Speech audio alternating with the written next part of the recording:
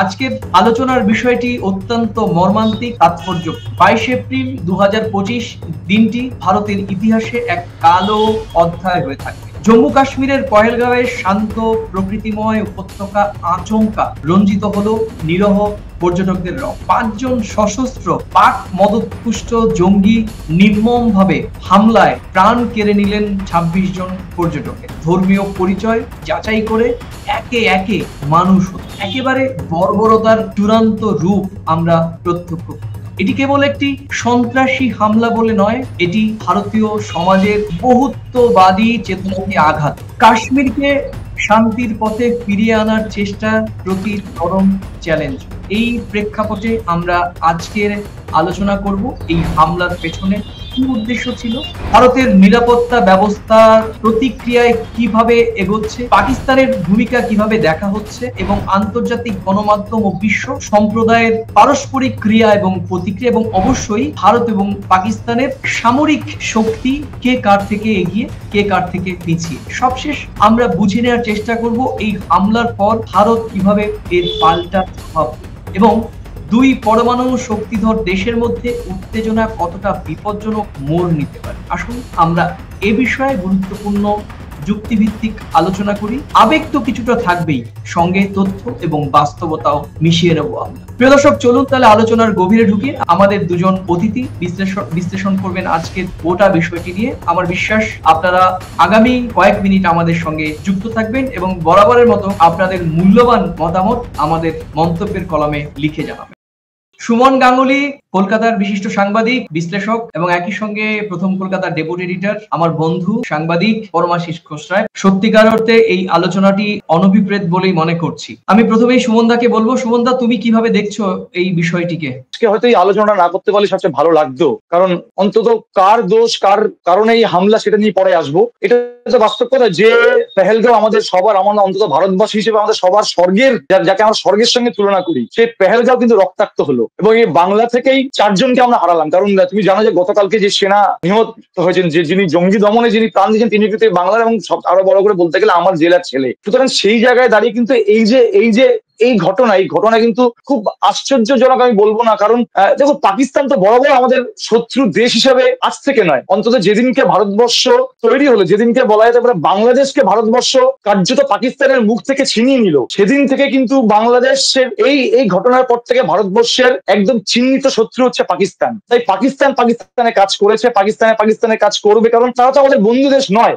কিন্তু আমি একটু অন্য অ্যাঙ্গেলে বলবো সুব্রত, যেটা হচ্ছে যে একটা আশ্চর্য অবাক হলাম, সম্ভবত ভারতবর্ষের এই সন্ত্রাসের ইতিহাসে প্রথম যেখানে ধর্মকে সামনে নিয়ে এসে হত্যা করা হলো। অর্থাৎ কে কোন ধর্মের লোক, সে কালমা পড়তে পারে কিনা, সে আদৌ একটি বিশেষ সম্প্রদায়ের মানুষ কিনা, সেইটা দেখে 26 জনকে খুন করা হলো। এবং তুমি জানো যে তার পরের দিন কিন্তু যারা এই ঘটনাটা ঘটেছে তারা কিন্তু একটা স্টেটমেন্ট দিয়েছিল যে যাদের আমরা হত্যা করেছি তারা বেশিরভাগই হচ্ছেন কেন্দ্রীয় সরকারের গোয়েন্দা সংস্থার কোনো না কোনো পদে আছেন। অর্থাৎ এখানে কিন্তু একটা জিনিস মাথায় রাখতে হবে, টার্গেট শুধু পর্যটক নয়, টার্গেট হচ্ছে সেই কেন্দ্রীয় সরকার, টার্গেট হচ্ছে সেই কেন্দ্রীয় সরকারের সংস্থাগুলো। এবং আমি একটু অন্যভাবে বলবো সুব্রত, আমার খুব ভাবতে অবাক লাগছে যে প্রায় 26 জন যারা ওখানে আনন্দ উপভোগ করতে এসেছিলেন তাদেরকে তাদেরকে হত্যা করা হলো। আমাদের যে আমি মানে হয়তো বলতে খারাপ লাগছে, কারণ এটা আমার দেশের অভ্যন্তরীণ ব্যাপার, কিন্তু আমাদের গোয়েন্দা, যে গোয়েন্দা নিয়ে আমরা গর্ববোধ করি, যে গোয়েন্দা নিয়ে আমরা, যে গোয়েন্দা বাহিনীকে আমরা, যে ইন্টেলিজেন্সকে আমরা ধরে নিই পৃথিবীর অন্যতম শ্রেষ্ঠ ইন্টেলিজেন্স, সেই ইন্টেলিজেন্স জানলো না যে এত 26টা প্রাণ চলে গেল। এবং যে অজিত দোভাল যে বলা হয় যে ভারতবর্ষের সর্বশ্রেষ্ঠ নিরাপত্তা উপদেষ্টা, যার জন্য আমরা গর্ববোধ করি, আমরা না, আমি আমাদের কেন্দ্রীয় সরকারের কথা বলছি, এবং সেই অজিত দোভালের নেতৃত্বে থাকা যে নিরাপত্তা ব্যবস্থা, সেই নিরাপত্তা ব্যবস্থা কিন্তু কার্যত ব্যর্থ। তুমি জানো যে গতকালকে সর্বদলীয় বৈঠক হয়েছে, সর্বদলীয় বৈঠকে কিন্তু কার্যত কেন্দ্রীয় সরকার স্বীকার করে নিয়েছে যে হ্যাঁ, আমাদের নিরাপত্তা, আমাদের গোয়েন্দা বাহিনী, তাদের কোথাও একটা খামতি ছিল। কিন্তু সুব্রত, আমার প্রশ্ন হচ্ছে, গোয়েন্দা বাহিনীর খামতি থাকতে পারে, তার জন্য তো প্রাণ কোনো গোয়েন্দা তো দেয়নি, প্রাণ তো কোনো নেতা মন্ত্রী দেয়নি, প্রাণ কিন্তু দিলাম আমার তোমার মতো সাধারণ মানুষ। অর্থাৎ আমি যেটা বলছি যে যাই হোক, শেষ পর্যন্ত বলি কিন্তু আমার তোমার মতো সাধারণ মানুষ, আমার তোমার মতো সাধারণ মানুষের মানুষের পরিবার রক্তাক্ত কিন্তু আমরা হচ্ছি। কাদের দ্বারা রক্তাক্ত হচ্ছে? যে মানুষ ভোটের লাইনে দাঁড়িয়ে ভোট দিয়ে সরকারকে নির্বাচিত করছে, সে যে সরকারি হোক, যে দলের সরকারি হোক, আমি কোনো দলের কথা বলবো না। অর্থাৎ যে মানুষের ভোটে রাজতন্ত্র গঠিত হচ্ছে, যে মানুষের ভোটে রাজনৈতিক ফায়দা লুটছে কিছু রাজনৈতিক দল, সেই সাধারণ মানুষ কিন্তু খুন হচ্ছে। এখন হয়তো এটা নিয়ে বিশ্লেষণ হবে, এটা নিয়ে তদন্ত কমিটি হবে, এটা নিয়ে তদন্ত কমিটির পেছনে কোটি কোটি টাকা খরচা করা হবে, কিন্তু সেই 26টা প্রাণ কি ফেরত চলে আসবে? 26টা প্রাণ তো ফেরত আসবে না। সুমনদা, আমি তোমার এই কথাগুলোর সারাংশে আসব। আমি পরমাশিস ঘোষ রায়, পরমাশিস, তোমার কাছে একই প্রশ্ন করব যে তুমি এই হামলার ঘটনাটি ঠিক একজন ভারতীয় নাগরিক হিসেবে, একজন মানুষ হিসেবে এবং একজন হিন্দু হিসেবে তুমি কিভাবে দেখছো? এই সন্ত্রাসবাদী হামলাটা হচ্ছে পরিকল্পিত খুন। এই যে হিন্দু কিনা জেনে যাচাই করে যে খুন করা হয়েছে, এই সন্ত্রাসবাদী হামলা যে হয়েছে সেটা তো যেমন পরিকল্পনা করে হয়েছে, এবং ভারতবর্ষ যে একটা ঐক্যমত্যের ভিত্তিতে একটা সার্বভৌম দেশ, সেই জায়গাতেও কিন্তু একটু ভাঙন ধরানোর চেষ্টা ছিল। এ শুধু যে গুলিতে ঝাঁঝরা করেছে তা না, ভারতবর্ষকে ভাগ করার, বিভাজনের নীতিতে ভাগ করার একটা চক্রান্ত ছিল এই সন্ত্রাসবাদী হামলার যারা চক্রী তাদের মধ্যে। কিন্তু আমি মনে করি যে সে একটা কথা আছে না, যে ডালে বসে সে ডালই কাটছে। এর পরিস্থিতি, এর সামাল কিন্তু পাকিস্তানকে দিতে হবে, এবং জঙ্গিবাদকে রোখার জন্য ভারত সরকার যা যা পদক্ষেপ নেবে তার কিন্তু ঝাল তারা বুঝতে পারবে, ইতিমধ্যেই বুঝতে পারছে। তুমি নিশ্চয়ই দেখেছো যে জিনিসটা, এই যে এতগুলো প্রাণ চলে গেল, যেটা সুমনদা বলছিলেন, এটা তো কোনোদিন ফিরে আসবে না, কিন্তু এই প্রাণকে হত্যা করার জন্য এর পরে যে কৌশলগত দিক ছিল সেটা যে কালকে একেবারে দুমড়ে মুচড়ে গেছে। কিন্তু আমাদের দেশের কিছু সাধারণ মানুষ নয়, কেউ কেউ বলছেন যে সংবিধান থেকে সেকুলারিজম কথাটাকে মুছে দেওয়া হোক। আমি এটা তীব্র প্রতিবাদ জানাই। এই প্রধানমন্ত্রী নরেন্দ্র মোদী কালকে বলেছেন যে 140 কোটি মানুষের সমবেত চেষ্টায় কিন্তু এই সন্ত্রাসবাদ নির্মূল আমরা করব, এবং যে শাস্তি দেব সেটা তারা কিন্তু কল্পনা করতে পারবে না। তাই সেকুলারিজম সংবিধান থেকে মুছে দেওয়া যাবে না। আমি একজন সচেতন নাগরিক, একজন সামান্য গণমাধ্যমের একজন কর্মী হিসেবে বলবো যে এই সন্ত্রাসবাদী মোকাবিলার পাশে যদি লড়তে হয়, দেশের সেনাবাহিনী, দেশের সরকার, আমরা কালকে দেখেছি যে পার্লামেন্টারি বৈঠক হয়েছে, সর্বদলীয় বৈঠক। আমাদের দেশে যে একটা গণতন্ত্র, যে পৃথিবীর কাছে একটা উদাহরণ, সেটা কিন্তু আবারও কালকে প্রমাণিত হয়ে গেছে। কেন্দ্রের সরকারের পাশে কিন্তু দেশের সমস্ত বিরোধী রাজনৈতিক দল প্রশ্ন যেমন তুলেছিল, ইন্টেলিজেন্স কি করেছে, ইন্টেলিজেন্স ফেলিওর, কিন্তু এই মুহূর্তে কেন্দ্রের সরকার যা পদক্ষেপ নেবে তাতে কিন্তু সকলে কিন্তু সহমতের ভিত্তিতে সন্ত্রাসবাদ নির্মূলের ক্ষেত্রে সরকারের পাশে আছে। বিরোধীরা যেরকম ভাবে তাদের অভিযোগটা তুলেছিলেন যে নিরাপত্তার ব্যর্থতা, সরকারের পক্ষ থেকেও কিন্তু এই নিরাপত্তা ব্যর্থতার দায় স্বীকার করা হয়েছে। এবং সে কারণেই কিন্তু আজকে সেনাপ্রধান সেখানে পৌঁছচ্ছে। তুমি নিশ্চয়ই জানো, আর কিছুক্ষণের মধ্যে উপেন্দ্র যাদব সেনাপ্রধান পৌঁছবে, এবং এটা একদম এটা লেটেস্ট খবর। এই মুহূর্তে ভারতীয় সেনার সমস্ত ছুটি কিন্তু বাতিল করা হয়েছে, এবং বর্ডার এরিয়ায় কিন্তু ইতিমধ্যে আরো বেশি সংখ্যক কিন্তু সেনা মোতায়েন হচ্ছে।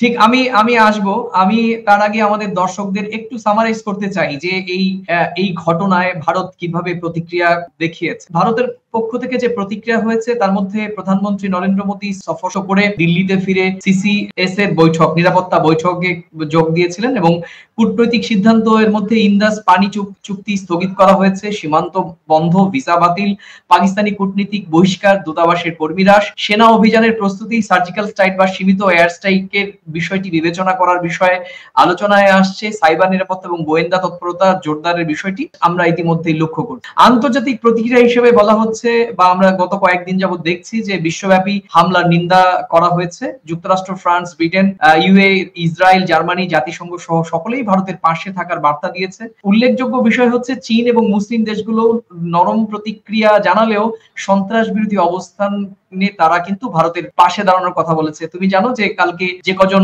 বিদেশি দূতাবাসের রাষ্ট্রদূতকে ডাকা হয়েছিল পররাষ্ট্র মন্ত্রণালয় থেকে, সেখানে কিন্তু একই রকম চীনের রাষ্ট্রদূত ছিলেন। পশ্চিমা মিডিয়ার কিন্তু এই বিষয়টিকে অত্যন্ত তীব্র ভাষায় নিন্দা করা হয়েছে। এবার আমি তোমাদের দুজনকে বলছি যে ভারত এবং বাংলাদেশের এই মুহূর্তে যে সামরিক উত্তেজনা বিরাজ করছে, তাতে আমরা যদি ধরে নিই যে এই মুহূর্তে ভারত এবং পাকিস্তানের সামরিক কোথাও গিয়ে টানাপোড়েন শুরু হয় এবং যুদ্ধাবস্থা তৈরি হয়, তাহলে কিরকম পরিস্থিতিটা দাঁড়াবে, বা আমাদের সামরিক সক্ষমতা বা পাকিস্তানের সামরিক সক্ষমতাটা কি? ভারত পাকিস্তানের সামরিক সক্ষমতার তুলনা যদি আজকের দিনে দাঁড়িয়ে করি, তাহলে ভারতীয়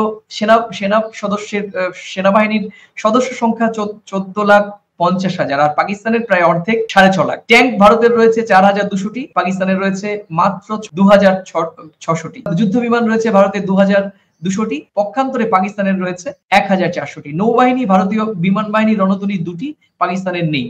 পারমাণবিক অস্ত্র ভারতের রয়েছে 172টি আর পাকিস্তানের রয়েছে 170টি। পারমাণবিক অস্ত্রের ক্ষেত্রে প্রায় দুটো দলই প্রায় সমানভাবে শক্তিধর। ড্রোন সক্ষমতা পাকিস্তান চীন তুরস্কের আধুনিক UCFV দিয়ে এগিয়ে, পাকিস্তান খানিকটা এগিয়ে, ভারত নিজস্ব ডেভেলপমেন্টের জোর দিয়ে তারাও সক্ষমতার দিক থেকে পিছিয়ে নেই। সাইবার শক্তির ক্ষেত্রেও কিন্তু একই রকম ভাবে উভয় দেশ সাইবার অপারেশন এবং প্রতিরক্ষার দিক থেকে সক্ষমতা নিজেদের মধ্যে পরীক্ষিত। ভারত সম্ভাব্য কি কি ভাবে জবাব দিচ্ছে বা দিতে পারে, এরই মধ্যে আমরা দেখেছি যে কূটনৈতিক চাপ বাড়ানোর চেষ্টা করেছে, ইতিমধ্যেই দিয়েছে। সীমিত সামরিক জবাবও ইতিমধ্যেই দেওয়ার যে তোড়জোড় সেটি শুরু হয়েছে।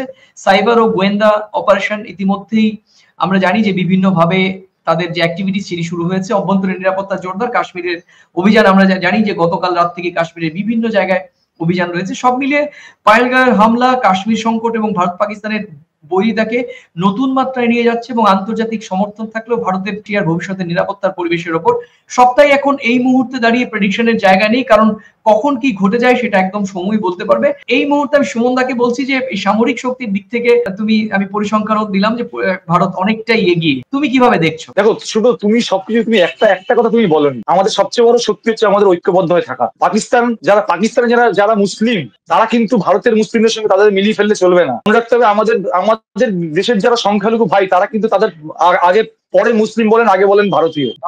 এই সব শক্তি মিলিয়ে যদি আমরা এক হই, আমি আবার বললাম আমাদের সবচেয়ে বড় শক্তি হচ্ছে আমাদের মানে যেটা কিছু প্রেমাশিস বলছিলেন যে ধর্মনিরপেক্ষ কথাটা উঠিয়ে দেওয়া, সেটা একদমই সমর্থনযোগ্য নয়। এই কারণেই ভারতবর্ষ সবচেয়ে আগে, সবচেয়ে এগিয়ে, সমস্ত শক্তি থেকে এগিয়ে, কারণ আমরা ঐক্যবদ্ধ। আমরা জানি আজকে যদি যুদ্ধ হয়, একজন হিন্দু ভাই যেমন তার প্রাণ দেবে দেশের জন্য, সেরকম একজন রহিম বরকতরাও প্রাণ দিতে পারে ভারতবর্ষের জন্য। গতকালকে সেটা আমরা দেখে নিয়েছি, কাশ্মীরে যিনি প্রাণ দিয়েছেন তিনি কিন্তু একজন মুসলিম ভাই। আর দেখো, পাকিস্তান সামরিক শক্তিতে এগিয়ে গিয়ে পিছিয়ে, এটা কাউন্টিং এর মধ্যে না।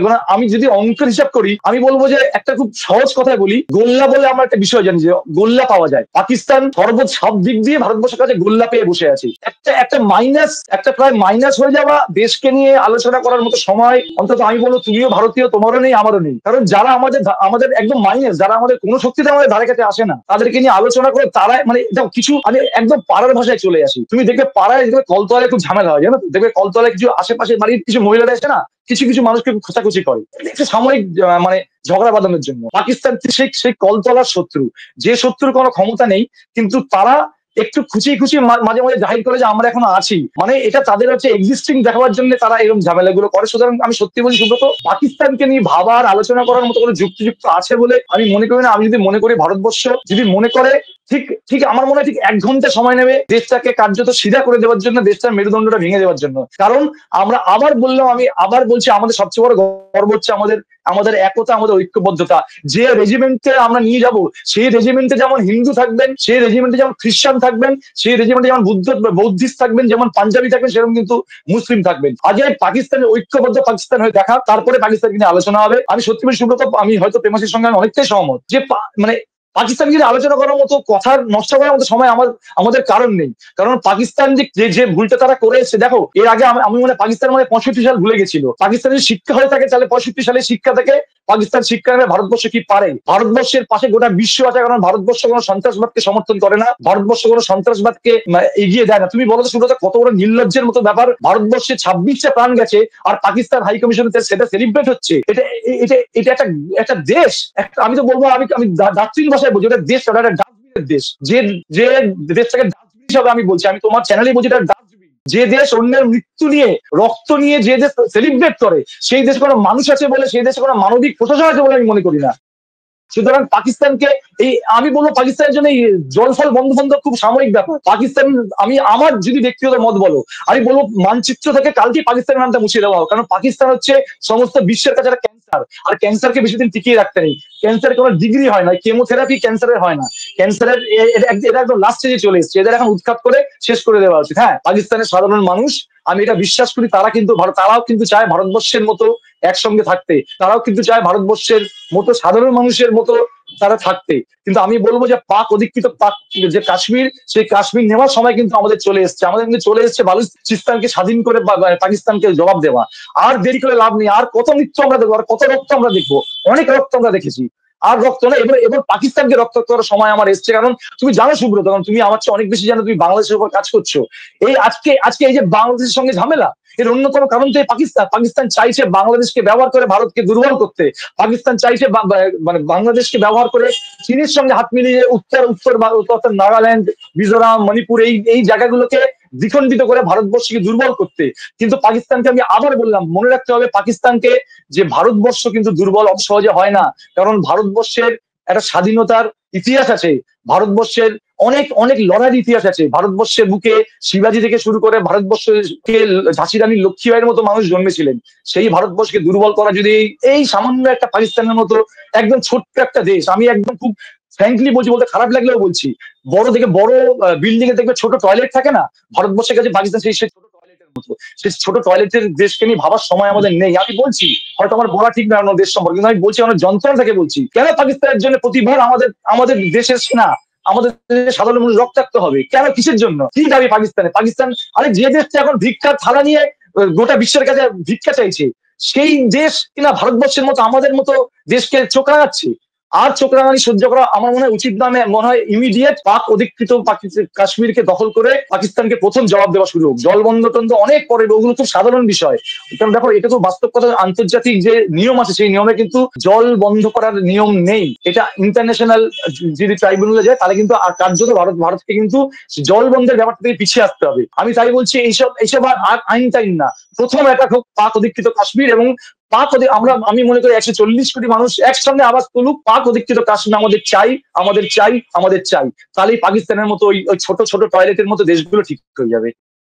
পরমাশিস, আমি প্রশ্নটা করা উচিত ছিল সুমনদাকে, কিন্তু আমি নিরাপত্তার বিষয়টি সুমনদা আগেই তার প্রশ্ন তুলে দিয়েছেন। আমি শুধু বলতে চাচ্ছি, সুমনদার ভাষায় পাকিস্তানের সমতুল্য দেশ, কিন্তু এই ডাস্টবিনের সমতুল্য একটি দেশ কিভাবে আমাদের নিরাপত্তার ফাঁক বলে এইভাবে নিরস্ত্র বাছাই করে হিন্দু ধর্মীয় মানুষকে নৃশংসভাবে খুন করলো, যেখানে কোটি কোটি টাকা আমাদের নিরাপত্তার, আমাদের দেশের রাজনীতিকদের, দেশের শাসক, বিভিন্ন রাজ্যের শাসকদের সরকারি অনুষ্ঠানের ক্ষেত্রে, নিরাপত্তার ক্ষেত্রে কোটি কোটি টাকা ব্যয় করা হচ্ছে। সেখানে পাহেলগাঁওয়ের মতো একটি, এটা তো অস্বীকার করার মতো নয়, সেখানে একটা টেনশন থাকে সবসময়। সেখানে একজন নিরাপত্তা রক্ষীকেও পাওয়া গেল না, 5 জন সশস্ত্র তারা জঙ্গল থেকে বেরোলেন, নির্বিচারে একেবারে খুব সেফলি মানুষকে হিন্দু মুসলিম আলাদা করলেন, কলমা পড়ালেন এবং বাছাই করে পুরুষ হিন্দুদেরকে গুলি করে মারলেন, এবং তারা কিন্তু বীর দর্পে আবার পালিয়ে গেলেন। এবং যদি ভুল না করি, সোশ্যাল মিডিয়াতে তারা একটা ভিডিও পোস্ট করেছেন, যাওয়ার পর তারা কারে করে নির্বিঘ্নে এক্সিট করলেন ঘটনাস্থল থেকে। গোটা প্রক্রিয়াটি নিশ্চয়ই একেবারে নেহাত 20 থেকে 22 মিনিট বা 25 মিনিটের মধ্যে হয়েছে। খুব আশ্চর্য লাগে তাহলে কি এই ডাস্টবিনের মধ্যে একটি দেশ, যদিও তারা অস্বীকার করেছে যে তারা এই হামলার পেছনে নেই, তবুও বলছি পাকিস্তানের মতো ডাস্টবিনের মধ্যে একটি দেশ, সুমনদার ভাষায় তারা কিভাবে আমাদের 140 কোটির দেশ, কালকে আমাদের মাননীয় প্রধানমন্ত্রী বলেছেন যে আমাদের আত্মায় হামলার চেষ্টা করা হচ্ছে, এটা মানবো না, এবং আমরা 140 কোটি মানুষ ইউনাইটেড জবাব দেব। তুমি কিভাবে দেখছো ওটা বিষয়টি? দেখো, এই বিষয়ে আমি যেটা বলবো, ঘটনাটা ঘটে গেছে, ঘটনার পরম্পরা কি সেটা তো আমরা তদন্ত হবে, কমিশন বসবে, বিভিন্ন উচ্চপদস্থ আধিকারিকরা যাবে, একেবারে যুদ্ধের পরিস্থিতি, সেনারা ওখানে নামবে। আজকে 2 জন জঙ্গির বাড়ি বিস্ফোরণে উড়িয়ে দিয়েছে, যেটা প্রধানমন্ত্রী কালকে জানিয়েছিলেন বিহারের মধুবনীতে গিয়ে। কিন্তু আমার নিজস্ব উপলব্ধি, বা আমি 2018-তে প্রায় 21 দিন মতন গিয়ে কাশ্মীরে ছিলাম, আমার দেশের রাষ্ট্রনায়ক যারা দেশকে পরিচালনা করেন তাদের কাছে আমার একেবারে ব্যক্তিগত কিছু অভিমত রয়েছে, যেটা আমি ওখানে বহু মানুষের সঙ্গে, অন্তত 100 মানুষের সঙ্গে ইন্টারাকশন করেছিলাম, যে কাশ্মীরের মানুষের বক্তব্য তারাই কিন্তু পাকিস্তান থেকে কাশ্মীরকে উদ্ধার করে, মানে যে পাক অধিকৃত কাশ্মীরকে কিন্তু উদ্ধার করে নিয়ে আসতে পারে। আমার যেটা বক্তব্য, এই মুহূর্তে অবশ্যই এই সন্ত্রাসবাদের বিরুদ্ধে উপযুক্ত জবাব, যে জবাবে একেবারে পাকিস্তান নিরস্ত্র, আমরা দেখেছি কার্গিলের পরিস্থিতি, আমরা দেখেছি একেবারে তারা পিছু হটতে বাধ্য হয়েছিল। সেই পরিস্থিতি নিশ্চয়ই পরিসংখ্যান তুমি তুলে ধরেছো। পারমাণবিক বোমা আমাদের সঙ্গে সমতুল্য আছে সেটা কোনো বড় কথা না, সেটা অনেক বড় ব্যাপার, ওটা সে মশা মারতে কামান দাগানোর মতন পরিস্থিতি, সে জায়গায় হয়তো যাবে না। এবং আমি একজন বিশ্ব নাগরিক হিসেবে, একজন সচেতন মানুষ হিসেবে সেই পরিস্থিতিতে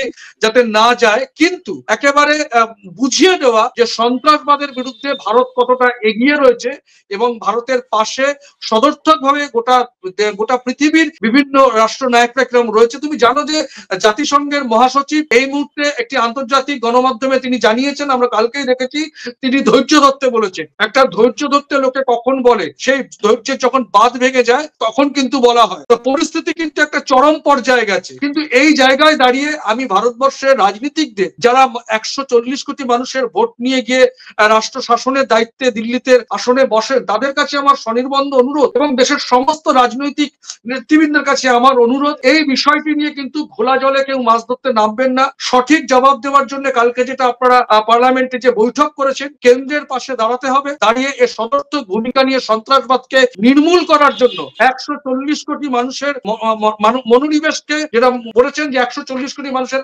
আত্মাকে একেবারে এক জায়গায় এনে নিশানের তলায়, সংবিধানকে সামনে রেখে, সেকুলারিজমকে সামনে রেখে, আমরা জানি কালকে যে ঝন্টু আলী শেখ, সে কিন্তু আমাদের রাজ্যের ছেলে, নদিয়া তেহট্টের ছেলে, আমাদের রাজ্যের আরেকটা জানি যে ভুলবশত পাকিস্তান বর্ডারে চলে গেছিল ফ্ল্যাগ মার্চ করে, তাদেরকে ফিরিয়ে আনার কথা চলছে, সেও আমাদের কিন্তু হুগলির ছেলে। সেই জায়গায় দাঁড়িয়ে কোনো ভেদাভেদ নয়, কিন্তু কেন্দ্রের সরকারকে কিন্তু অনেক বেশি কনসেন্ট্রেট করতে হবে এবং কাশ্মীরের মানুষের অর্থনীতির কথা ভাবতে হবে।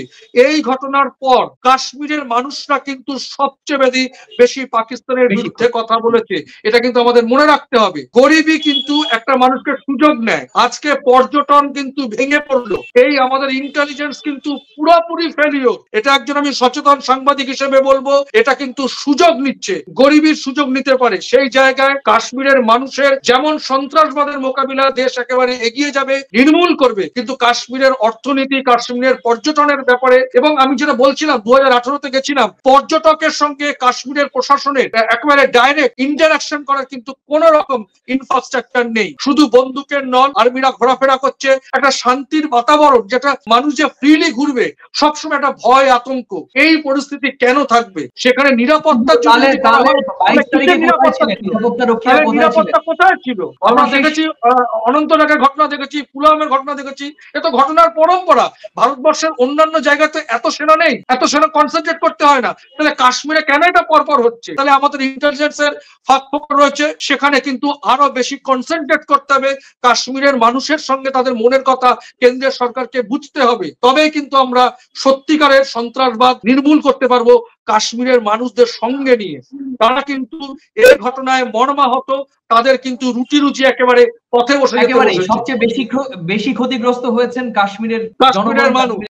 টেলিভিশন চ্যানেলে দেখছিলাম, তারা বলছেন যে পর্যটকরা আমাদের ভগবান, কারণ তারা আমাদের রুটি রুজির ব্যবস্থা করেন, তারা না এলে আমরা ভোকা মানে না খেয়ে মারা যাব। সুতরাং তাদের কাছেই তো অতিথি তো নারায়ণ সমতুল্য। স্বাভাবিকভাবেই তাদের একেবারে বুকের ওপর অতিথিদের, যদিও অতিথি বলতে আমাদের প্রত্যেকেই আমরা সহনাগরিক, কিন্তু তাদের তো পর্যটক, তাদের কাছে তো অতিথি, তাই না? তারা বুকে আগলে যেমন জীবন বাঁচিয়েছেন, তারা বুকে আগলেও কিন্তু জীবন বাঁচাতে পারেননি, রক্তাক্ত হয়েছে, এবং 26 জন নিরীহ ভারতীয় আমাদের সহনাগরিককে এইভাবে তাদেরকে প্রাণ দিতে হয়েছে, বলিদান করতে হয়েছে। তো আমি সবশেষ যে প্রসঙ্গটি আসবো, সুমনদা যেটি বলেছিল যে উপমহাদেশে এই মুহূর্তে যে রাজনৈতিক যে বাতাবরণ, যে একটা ছবি, একটা ছায়া যুদ্ধ, একটা ছায়া সন্ত্রাসবাদ, একটা মানে আষ্টে পিষ্টে একটা কোথাও গিয়ে একটা কালো ছায়া দেখা যাচ্ছে। তুমি যেটা বলছিলে যে পাকিস্তান এবং বাংলাদেশের সঙ্গে সম্প্রতি ভারতের সম্পর্ক উত্থান পতন, এবং বাংলাদেশের সঙ্গে পাকিস্তানের একেবারে মাখো মাখো সম্পর্ক, এই যে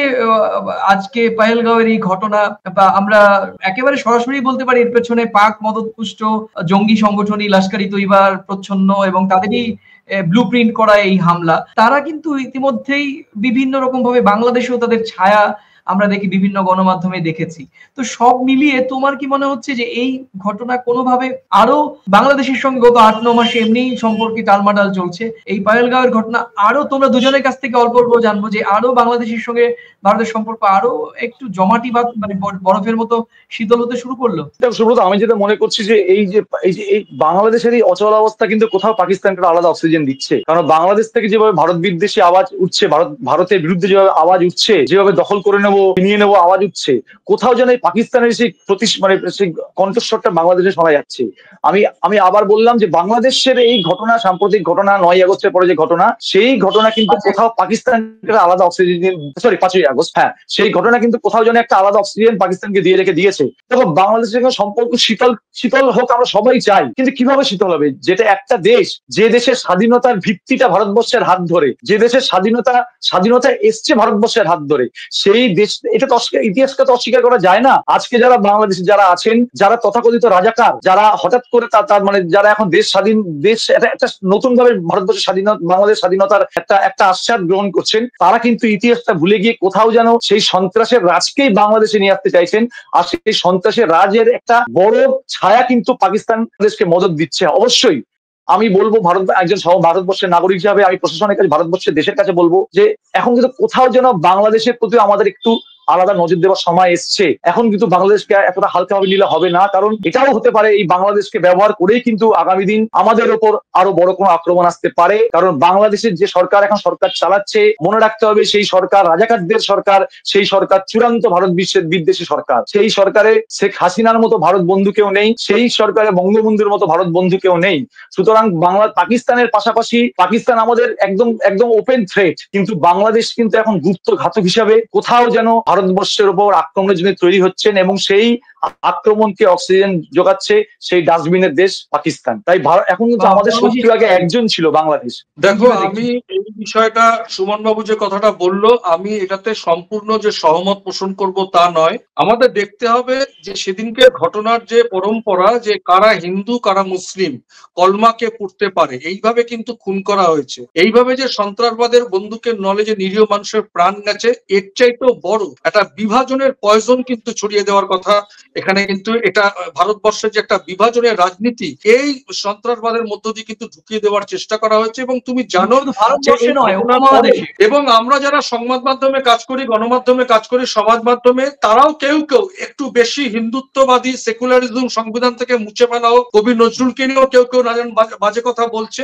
আমি এই সব তত্ত্বতে কিন্তু বিশ্বাস করি না। অন্তর্বর্তী সরকারের একজন প্রতিবেশী রাষ্ট্রের কূটনীতিক, আমি পররাষ্ট্র নীতির ক্ষেত্রে যদি বলি, দ্বিপাক্ষিক সম্পর্কের উন্নতির ক্ষেত্রে যদি বলি, অন্তর্বর্তী সরকারের প্রধান উপদেষ্টাও কিন্তু আমাদের এই বিষয়টাকে সমর্থন জানায়নি, নিন্দনীয় বলেছেন এবং ভারতের পাশে থাকার বার্তা দিয়েছে। এবং আজকে তুমি দেখবে যে গতকালই বোধহয় বাংলাদেশের উপদেষ্টা মন্ডলীর কোন একজন উচ্চপদস্থ আধিকারিক যে ভারতবর্ষে মুসলিমদের নিরাপত্তা দেখার কিন্তু সরকারের কাছে একটা আহ্বান জানিয়ে, তার মানে এখান থেকে একেবারে খুব পরিষ্কার যে এই যে সন্ত্রাসবাদী হামলা হয়েছে, নিরীহ মানুষ প্রাণ গেছে, এখানে হিন্দু প্রাণ গেছে কিন্তু ভাবলে চলবে না। এই যে একটা বিভাজনের পয়জন ছড়িয়ে দেওয়া সন্ত্রাসবাদীদের মধ্য দিয়ে, এটা কিন্তু ঢুকিয়ে দেওয়ার চেষ্টা করছে। কিন্তু সেই জায়গা থেকে আমি দায়িত্ব নিয়ে বলতে পারি, প্রতিবেশী রাষ্ট্রের বাংলাদেশের সমস্ত নাগরিকের, যেমন সুমন বাবু বলল, পাকিস্তানের সমস্ত নাগরিক কিন্তু ভারতের বিদ্বেষী নয়, বাংলাদেশের সমস্ত নাগরিক কিন্তু ভারতের বিদ্বেষ নয়। কেউ এটাকে ছড়াচ্ছে, এটাকে কেউ এনক্যাশ করছে, ভারতকে ভাঙার চেষ্টা করা হচ্ছে। সেই জায়গা থেকে কিন্তু ভারত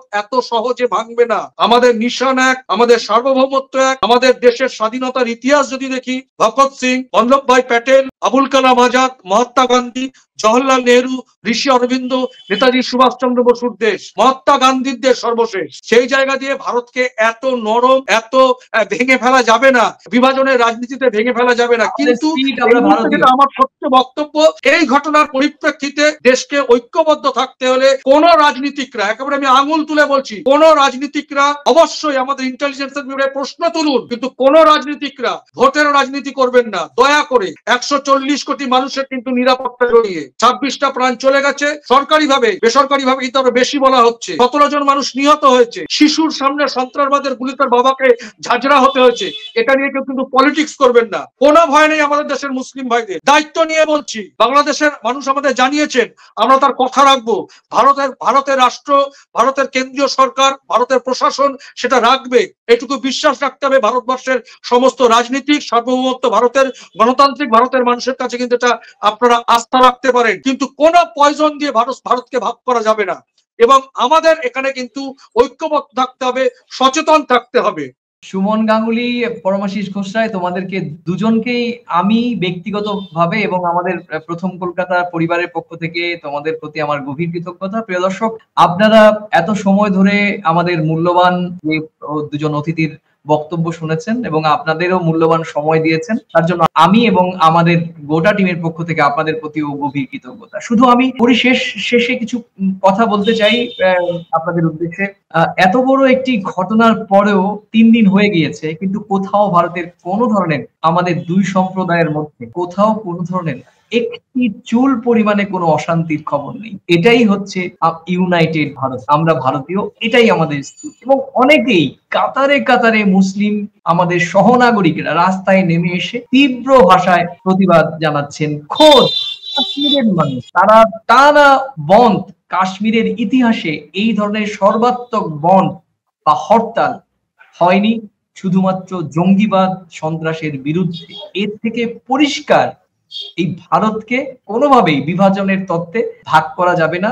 যে কোনো অপশক্তির কালো ছায়া এখানে কোনোভাবেই তার নেতিবাচক প্রভাব পড়বে না, বরং ভারত অনেকটা পারদের মতো, যত ওপর থেকে দাবানোর চেষ্টা করবে তত এর সীমানা চওড়া হবে। ভারত এই হামলা বা এই ন্যাক্কারজনক বর্বরচিত হামলার জবাব ঠিক ভারতীয়দের ভাষাই দেবে, নিশ্চিত আমার এই বিশ্বাস। প্রিয় দর্শক, আমি শেষ করব শুধুমাত্র, যেহেতু আমাদের ভারতীয় বাংলা ভাষাভাষী দর্শক রয়েছেন এবং প্রতিবেশী বাংলাদেশের দর্শকরাও আমাদের এখানে একটা বড় সংখ্যক দর্শক রয়েছেন, আপনারা আমাদের অনেকেই খুব প্রথম 1-2 মিনিট বক্তব্য শোনার পর আপনারাও কিন্তু ব্যক্তিগতভাবে বিভিন্ন রকমের ধর্মীয় উস্কানিমূলক বক্তব্য লিখে জানান। আমি পরিষ্কার ভাষায়, দ্ব্যর্থহীন ভাষায় আবার বলতে চাই, আমি এজেন্ডা বেসড সাংবাদিকতা করি না। প্রথমে আমি ভারতীয়, পরে আমি সাংবাদিক, এবং অবশ্যই আমার একটি চোখ, আমার নীতি, আদর্শ, নৈতিকতা, আমার যে ইথিক্স পেশাদারের, সেটার মধ্যেই থাকবে। আমাদের দেশের ইন্টেলিজেন্সের ব্যর্থতা রয়েছে, কিন্তু তার বাইরে যেটা ঘটেছে সেটা ন্যাক্কারজনক, তার তীব্র নিন্দা এবং তার সমুচিত জবাবের অবশ্যই আমি দাবি জানাচ্ছি। এবং আমার প্রথম কলকাতা এই দাবিতে এক অনড় থাকবে যতক্ষণ পর্যন্ত পাকিস্তান বা পাকিস্তানের সমভাবাপন্ন দেশগুলো ভারতের ওপর কালো ছায়া বিস্তারের চেষ্টা বা অপচেষ্টা করবে। বাংলাদেশের দর্শকদের বলি, যারা আপনারা ভাববেন যে আপনাদের মধ্যে অনেকেরই পাকিস্তান প্রীতি রয়েছে, 1971 সালের পর অনেকেই আপনারা যারা পাকিস্তান থেকে আলাদা হওয়ার শোক আপনাদের এখনো 53 বছরও শোক উবে যায়নি, তারা এখনো পর্যন্ত নানাভাবে ভারতকে দোষারোপ করে আসছেন। তাতে আপনারা করতেই পারেন, কারণ স্বাভাবিকভাবে আপনাদের অনেকেরই রক্তে পাকিস্তানের রক্ত, তার স্রোত বইছে, সেটা হতেই পারে। আমরা তো ভারতীয়, আমাদের শরীরের, আমাদের রক্তে তো ভারতীয় কথা হবেই, সেটা দোষের নয়। কিন্তু তার মানে আপনি কোন দেশের রাষ্ট্রপ্রধানকে, আমাদের দেশের প্রধানমন্ত্রীকে, আমাদের জাতীয়তা বোধকে আপনারা কোনোভাবে আজে বাজে মন্তব্য করে আমাদের এই অনুষ্ঠানকে কালিমা লিপ্ত করার চেষ্টা না করলেই বরঞ্চ ভালো হবে। আপনারা যদি মনে করেন যে এই চ্যানেলটি ভারতীয় চ্যানেল, আপনারা অনেকে বলেন গদি মিডিয়া, অনেকে বলেন চটিচাটা মিডিয়া বা মমতার পোষা সাংবাদিক, আমার সেখানেই সার্থকতা যে আপনারা দুটো ধারার সঙ্গে আমাদের এই প্রথম কলকাতাকে যুক্ত করে দেন। না আমরা ঘরকা, না আমরা ঘাটকা, আমরা মানবিকতার কথা বলি, আমরা সত্যের কথা বলি, আমরা আগামীর কথা বলি, আমরা ভবিষ্যতের কথা বলি, আমরা সততার পথে চলি। প্রিয় দর্শক, বাংলাদেশি দর্শক বা আমাদের ভারতীয় সমনাগরিক দর্শক, আপনারা আমাদের মতামত বা আমাদের বিশ্লেষণের গঠনমূলক সমালোচনার জন্য আমাদের মন্তব্য কলাম কিন্তু খোলা রইল। আমার বিশ্বাস আমাদের এই 3 জনের মতো 140 কোটি ভারতীয়দের মতো বিশ্বের সন্ত্রাসবাদ মুক্ত বিশ্ব গড়ার লক্ষ্যে যারা ঐক্যমত্য, তারা বাংলাদেশি হন, খোদ পাকিস্তানি হন, আফগানিস্তানি হন, মার্কিন যুক্তরাষ্ট্রের বিশ্ব নাগরিকরা প্রত্যেকেই চান সন্ত্রাসবাদ মুক্ত একটি একটি বিশ্ব, এবং সেই বিশ্ব হবে শান্তির বিশ্ব। তোমাদের দুজনকে আবারও আমার এবং আমাদের গোটা টিমের পক্ষ থেকে কৃতজ্ঞতা এবং শুভকামনা তোমাদের প্রতি। আজকের মতো এখানেই এই অনুষ্ঠান, এই আলোচনা ইতি টানলাম। নমস্কার।